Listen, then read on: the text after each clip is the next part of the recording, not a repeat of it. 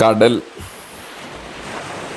ഏറെ സങ്കീർണതകളുള്ള കടലുകളാണ് ഓരോ മനുഷ്യജീവിതവും. ഏറെ സങ്കീർണതകളുള്ള കടലുകളാണ് ഓരോ മനുഷ്യജീവിതവും.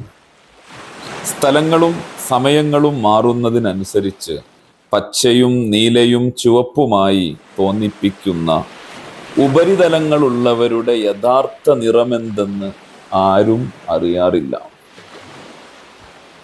കാറ്റ് മുകളിലൂടെ അടിച്ചു വീശുന്നതിൻ്റെ തോതുകൾക്കനുസരിച്ച് കടൽ യാത്രക്കാരാൽ ശാന്തമെന്നും പ്രക്ഷുബ്ധമെന്നും വിളിക്കപ്പെടുന്നവർ,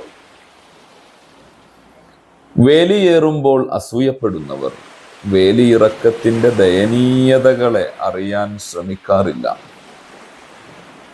വീശുന്ന വലകളിൽ കനം കൂടുമ്പോൾ കടലമ്മമാരായും കരകയറുമ്പോൾ ഭീകരരെന്നും വിളിക്കപ്പെടുന്നവർ, മുഴുവൻ ഉപ്പാണെന്ന മുൻവിധി കാരണം ഒരു തുള്ളി പോലും രുചിച്ചു നോക്കാൻ തുനിയാറില്ല ചിലർ. ഇന്ന് പുറന്തള്ളുന്ന മാലിന്യങ്ങൾ അധികവും ആരോ കടലിലേക്ക് തള്ളിവിട്ടതാണെന്ന് അധികമാരും ചിന്തിക്കാറില്ല. തീരങ്ങളിൽ മനുഷ്യർ വലിച്ചെറിയുന്ന ചപ്പുചവറുകളുടെയും ഉത്തരവാദിത്തം കടലിൻ്റെ മേൽ ചാർത്തുന്നവരും കുറവല്ല.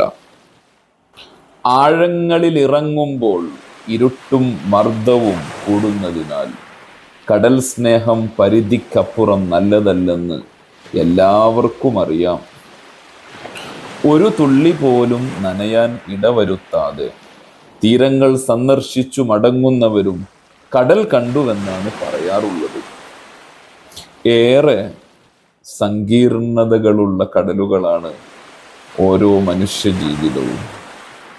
കരയുടെ ഖരാവസ്ഥയെ മാത്രം കണ്ടവർക്ക് മനസ്സിലാവാത്ത വിധം രൂപമാറ്റങ്ങൾക്ക് വിധേയമാക്കപ്പെടുന്ന അത്ഭുത പ്രതിഭാസങ്ങൾ.